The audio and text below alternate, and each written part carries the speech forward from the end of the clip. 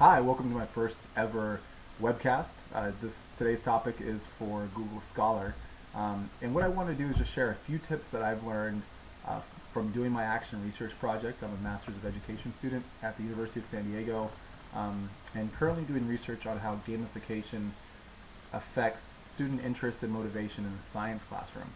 And so I've been using a lot of resources, figured out a couple shortcuts to make getting access to some of these academic journals and periodicals a little easier. And so I just want to share some of those tips with you.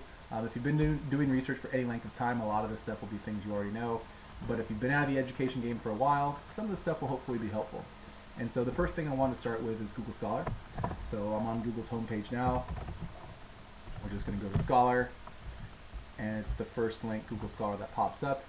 And what Google Scholar is it's a web search engine that limits its searches to just academic and scholarly journals and periodicals, and so actual research. And that's what I want to search for.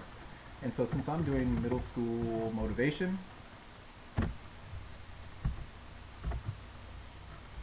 I'm going to search there. And as you can see, all the links that come up are all periodicals or research that's been done on middle school motivation.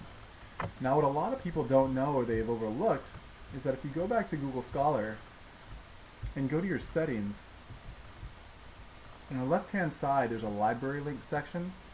You can actually link the access that your library has to Google Scholar, so that when Google Scholar is searching articles, it'll also cross-reference which of those articles are available at your college or university library, which is really nice. And so you just type in, for me, University of San Diego. You hit search. As you can see, I already had it checked off. If you have access to other schools' libraries, you can do the same. And then hit save. So now when I see middle school motivation, you'll see in the right-hand side, get this item at USD, which is really nice because if you don't put in your college or university, the article will come up, but then you'll, a lot of times, 75% of the time, if the article is not free, I've hit a paywall. And the articles vary in price from $20 to $60 per article. And if you're a college student, it's probably not going to be an option to pay for an article that you may or may not use for your research.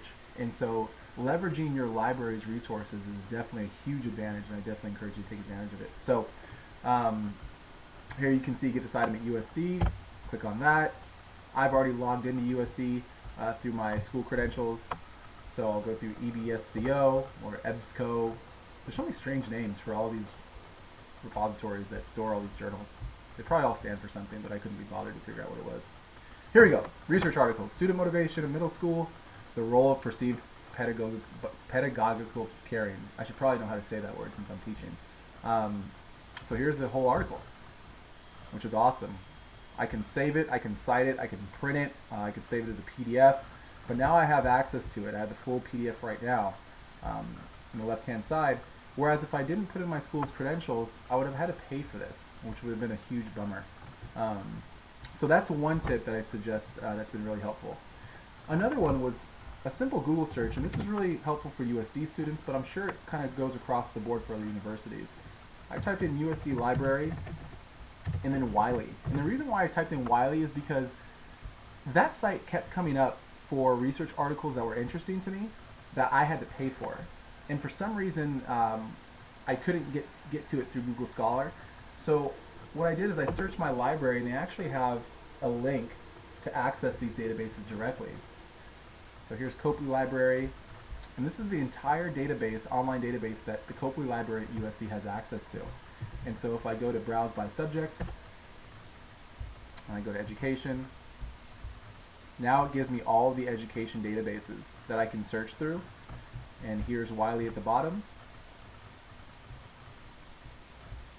And I can type in middle school motivation. I'm over the paywall now with USD's credentials. And I have access to all of the journals, which is awesome. Awesome. So I would definitely encourage you to leverage these two sites. Specifically, if you're doing education, one more site is eric.ed.gov.